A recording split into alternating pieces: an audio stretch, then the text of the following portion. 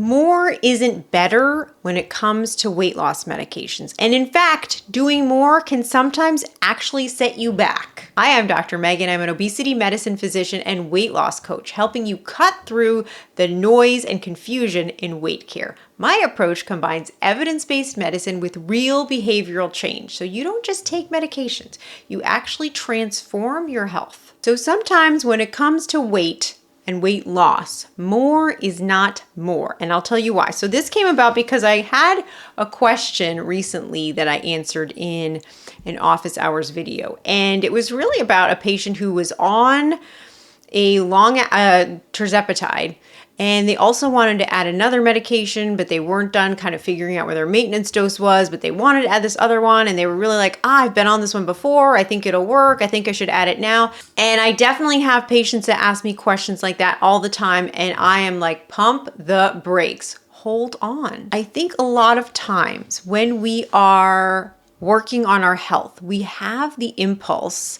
A lot of people have the impulse to always be doing something, and that sometimes can get them into a lot of trouble because we don't want to do and not reflect and see what's working. We don't want to be changing things all the time. We really want to be introducing a bit of scientific rigor into the process, okay? Impatience is not going to get you the results that you want. The result you want is that in 3 years, you're on the dose of this medication that is getting you the maximum results.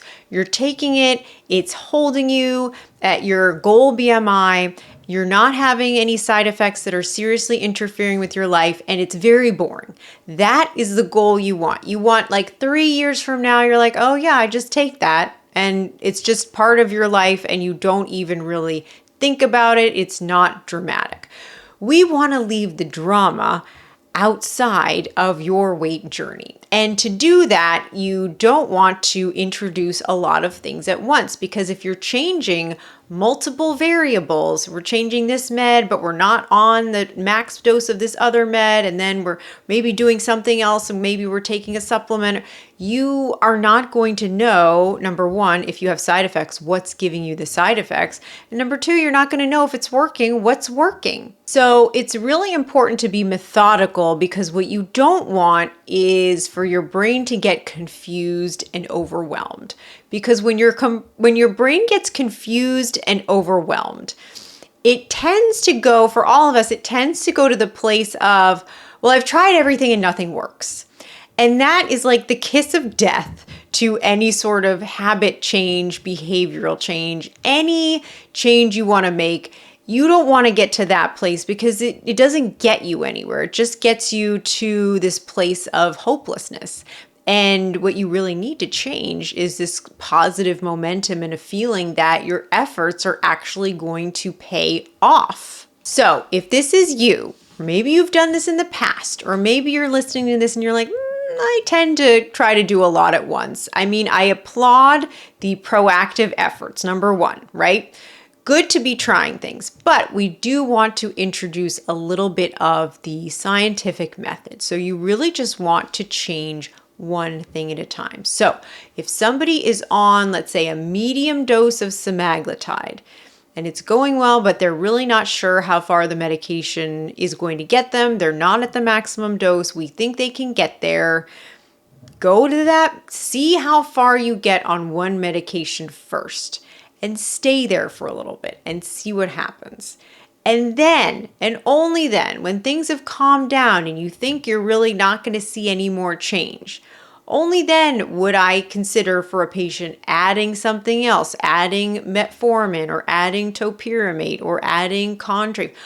Only after I know what the first data set has gotten for this patient would I introduce a second variable and then see what's going to happen with that. Now, I'm not saying that you can't, increase your water intake while you're doing all this or start going to the gym. I'm not saying you can only make exclusively one. I'm really talking about being very specific with the medication changes and just not doing too much at once. So if you check in with yourself and you're like, that's definitely me, I like to do a lot, Just really try to fight that impulse, keep track of your progress, and gather data on yourself. Remember, it's a great idea to treat yourself as a science project. I'm not saying you have to track everything all the time forever and ever, but if you notice that you do tend to get overwhelmed or confused, the solution to that is actually just gather facts. Like, I started the medication on this date. I went up on the dose on this date.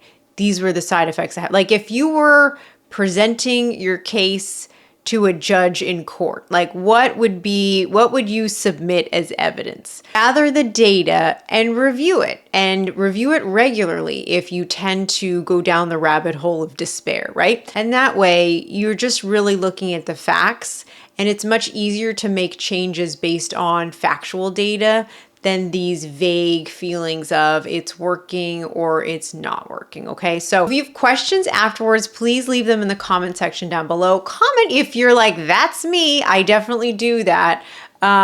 If you are curious as to how weight loss coaching can help you get your results to the next level, I will leave all my info down below. I do work with people around the world to help them, especially if they're on a medication, really take their results to the next level. Thank you so much for watching, and please be well.